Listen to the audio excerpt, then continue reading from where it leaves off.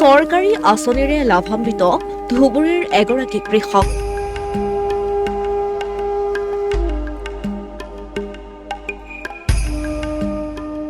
প্ৰায় 11 বিঘা মাটিত খেতি কৰি স্বাৱলম্বী হৈছে আব্দুছ ছালাম। ধুবুৰীৰ হালাকুৰা অঞ্চলৰ বিদ্যাদাৱৰী দ্বিতীয় খণ্ড গাঁৱৰ এগৰাকী কৃষকে তেওঁৰ নিজা মাটিত বিভিন্ন ধৰণৰ শাক-পাচলিৰ খেতি কৰি যথেষ্ট স্বাৱলম্বী হৈছে।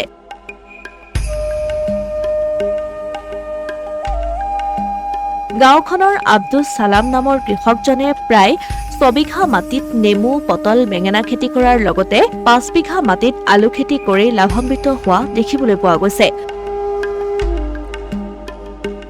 বজাৰত তেওঁৰ উৎপাদিত পাচলিসমূহ বিক্ৰী কৰি দৈনিক 2,500 পৰা 3,000 টকা উপাৰ্জন কৰি আহিছে এইগৰাকী আব্দুছ ছালামে। 6 বিঘামান খেতিত মই শাক পাচলি কৰি আছো। নেমু 2 বিঘা আৰু পটল আৰু বেঙেনা আদি কৰি 6 বিঘামান আবাদ কৰি আছো। এইবোৰ মই বিক্ৰী কৰি যথেষ্ট মই স্বাৱলম্বী হৈছো।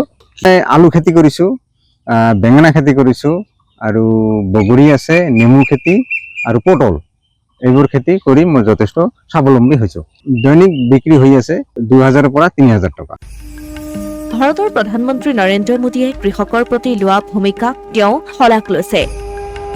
প্ৰশংসাৰে উপচাই পেলাইছে প্ৰধানমন্ত্ৰী নৰেন্দ্ৰ মোদীক, কিয়নো কেন্দ্ৰীয় চৰকাৰে কৃষকৰ বাবে দিয়া আঁচনি লাভ কৰাৰ পাছতেই যথেষ্ট উপকৃত হৈছে কৃষকগৰাকী। এইটো আৰু চৰকাৰৰ পৰা মই বিভিন্ন ধৰণৰ সুবিধা সা-সঁজুলি পাই আছো। আৰু নৰেন্দ্ৰ মোদী ডাঙৰীয়াই যথেষ্ট আমাৰ কৃষি প্ৰদানত সহায় কৰিছে, এইটো তাক ধন্যবাদ দিছো। আৰু উল্লেখ্য যে কৃষকৰ বাবে আবণ্টিত আঁচনিসমূহ লাভ কৰাৰ সমান্তৰালকৈ কৃষি বিভাগেও তেওঁক সময়ে সময়ে কৃষিৰ দিহা পৰামৰ্শ দি সহায় সহযোগিতা কৰি আহিছে বুলিও জানিবলৈ দিছে কৃষকগৰাকীয়ে। বিভাগে আমাক যথেষ্ট সহায় কৰিছে আৰু এই যে যিবোৰ সা সঁজুলি আছে এইবোৰো মোক মানে আমাৰ ৰেডিঅ' ছাৰে, শৰ্মা ছাৰে আমাক যথেষ্ট সহায় কৰি আছে। অসমীয়া প্ৰতিদিন ডিজিটেল সংবাদ ধুবুৰী।